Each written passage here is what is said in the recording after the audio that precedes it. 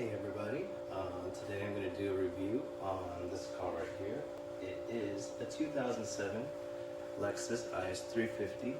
This is going to be shot in one take with the same camera, so bear with me. I'm talking in a low voice because I'm in a neighborhood and I don't want to seem like an insane person. So just a little bit of specs about this car. It's 306 horsepower out of a 3.5 liter V6 with I think like 277 pounds of torque or something. It's a 6-speed automatic. This car has about 80,000 miles on it so far, so has some age, but you know, cars stay together pretty well. I mean, the steering is so light. It's like, you know, you can drive with your fingers. And the BMW was completely the opposite. It was super heavy, had to get used to that. When you go over little bumps on the road, the steering wheel would shake, like, you know, a lot of feedback through that car. So what I did was I bought the F-Sport sway bar kit, put it on, and I also found someone selling the Sport suspension. So not the crazy F-Sport lowering springs and shocks, but just the F-Sport kind of factory sport option. And that was really nice. But what I found out was the sway bars made the car oversteer like crazy. Like, you would turn and the car would just drift all the time. It would never understeer. So let me go dig into my set of questions real quick here. So the first question I wanted to answer was, who would buy this car? Well, in my area, I live in Garden Grove, lots of Vietnamese people. I mean, the most common people I see driving this car would be, you know, people in their late 30s, early 40s who want like a kind of upscale car, something a little bit nicer. A lot of ladies like to drive this car who want to look, you know, have that kind of, you know, spice, whatever you want to call it, like a little bit nicer car to drive around.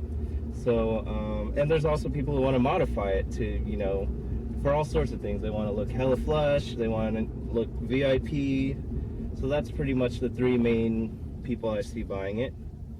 How comfortable is this car? That's question 2. You know, it's pretty good. This is, I don't know, it's a little bumpy sometimes, which I guess, you know, they did that to because it's kind of like a sports sedan kind of car. But for the most part, it's pretty nice to drive. Next question is practicality. Well, like I said, you know, the back seats are pretty small, so it kind of sucks when you need to take a lot of people around. But if it's just you and a friend, or maybe 3 or 4 people sometimes, it's all right. But honestly, if you're going to be taking more than one passenger a lot, then you might want to step up to, you know, the GS, or if you don't care so much about performance, just get the ES, you know, 350. And that would, you know, be a lot better. Driving this car slow is really nice. I mean, that's what most people are going to do with this car, and that's what it does pretty well. You know, it shifts pretty good at low speeds, easy to drive. You know, all the controls are light, so it's not tiring. Driving this car fast kind of sucks a little bit because, first of all, I think the brakes are like brake by wire or something, so there's no feedback on the brakes. It's like, you know, you can't really gauge how fast it's going to slow down. You just kind of press on the pedal and see where it goes. So that's kind of the bad thing about this car. As far as everything like steering, driving position, visibility, you know, a lot of new cars, they're hard to see out of, and this car is like that too. I mean, when you turn around, when you try and change lanes on the freeway and whatnot, you have to be pretty careful. Otherwise, you know, there could be someone right there and you could easily miss them. So I think how new cars now with their, you know, like blind spot monitoring, I think it's necessary because new cars just have really bad visibility. The transmission and engine of this car. The engine is cool, you know, it's 300 horsepower, and, you know, when you get your foot down, it's pretty fast, but honestly, it's lacking power in the lower registers, you know, like below 3,000 RPM, 3,500 RPM for normal driving, this car feels pretty slow. You know, there's just no push. If you want to go fast, you have to rev it, and I feel like that's a little weird for a luxury car. You know, a luxury car should just go smoothly. It should have a nice little surge of torque, which the BMW had. For some reason, you know, it has way less horsepower and torque, but I think just the way that the power was delivered on that car was much better than this. This feels, you know, almost like a 4-cylinder where you have to rev it up to get all your power out. The transmission, when you're trying to drive this car hard, is very irritating because, first of all, it shifts kind of weird when you put it into the power mode, which I don't like, and the manual mode just makes no sense to me. Like, I'm putting it in the manual mode right now. I put it in 3rd gear, so it should stay in 3rd, but if I step on the gas hard, it'll drop a gear.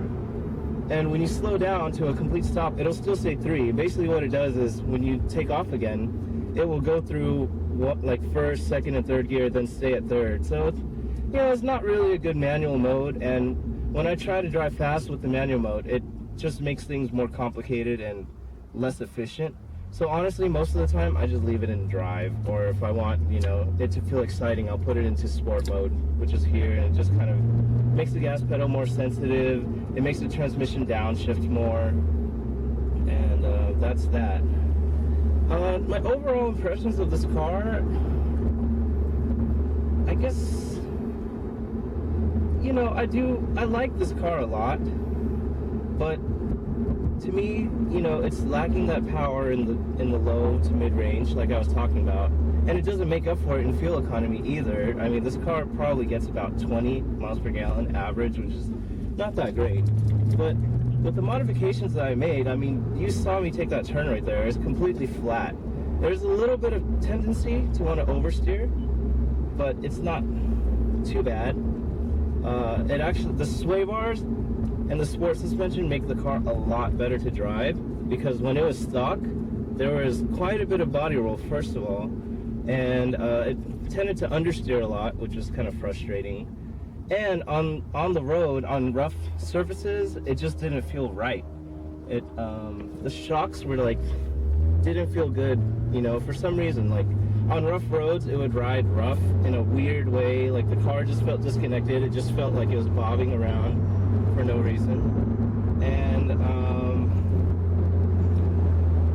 sorry, I got a call, but let me. And on smooth roads, there was a lot of body roll, so it was like, what the heck, you know? Like, if it's bumpy, it should probably mean that it should perform well, but it didn't, so it's kind of frustrating in that perspective. But anyway, I'm about to end this video soon. I just wanted to, you know, take it through some turns really quick to show you its behavior. You can see it's very flat, very fun. See, no hint. There's more hint of oversteer than there is understeer, and that's a good thing, you know? It makes it fun to drive. If you're not prepared, just leave the traction control on and you'll be fine. But otherwise, like, it's super fun. You'd be surprised how well this... See, I mean, it used to oversteer, and literally I would have a heart attack and not know what to do, because it would just grab, like, tons and tons of angle. But the way it is right now is kind of like you turn the wheel where you want the car to go, and sometimes you have the car turned a lot and the rear needs to come around to keep the line that you're trying to take. And that's fine. Just leave the wheel where it's going and let the car sort itself out. Don't do anything crazy. And the car will, you just got to trust the car, basically. You know, on the freeway, this car does feel very light. The light steering takes a hit on your driving confidence. But it's just something you got to get used to. You know, every car is going to be different. A lot of new cars just have really light steering. You know, the brakes on a lot of new cars, they don't have great feedback as well. The driving position on this car, I mean, I'm not able to find a perfect driving position. It's just the seats are a little bit too short, and unlike, you know, a lot of BMWs, you can't extend the seat cushions out forward more to support yourself. But, you know, it's decent. Every car I've ever driven, I mean, I've rarely just sat in the car and it felt perfect. So, you know, it's good enough. You just kind of need to get used to it. It takes some time. So anyway, comparing this car to, you know, like a new IS, I personally like this one more because it just looks a little bit more understated. The new Lexus is very, you know, tries very hard to look aggressive, and that's cool and whatnot, but I'm just not the hugest fan of it. And also the new one, you can't turn off like all the stability assists and stuff like this. I mean, you might be able to with a bunch of like weird break dances or whatever, but this car, the 2007 and newer second generation IS, you just hold the button down with the car stopped and everything turns off and you're good to go to do whatever you want to do. So anyway, yeah, that's my impression of this car, and I just thought that you'd want to see, you know, to learn a little bit more about the Lexus IS350. So thanks so much for watching. You know, I guess let me pull over really quick and I'll just do a little walk around of the car again before I call it quits. Pull in right here, and I guess I'll just stop right here. There's nobody here at the moment. Oh, I don't know if you heard the seat squeaking already. It's pretty annoying. I heard there was a fix for it, but I don't know if they still do it or not, because they started doing that a while back. So just a little bit closer. This is kind of weird that, you know, you have to go through the screen to access all the climate control stuff. That's a little weird. But other than that, I mean, it's pretty nice. Fairly simple and easy to operate. The gauges are pretty nice, you know, easy to read. All right. Oh gosh, this is awkward. I also have ISF taillights on it and the newer rear bumper, so kind of updates the look a little. So, pretty cool car overall. I do like it. For the price that it goes for now, which is probably easily under 20 grand, this is a great car. All right, well, that's all, folks.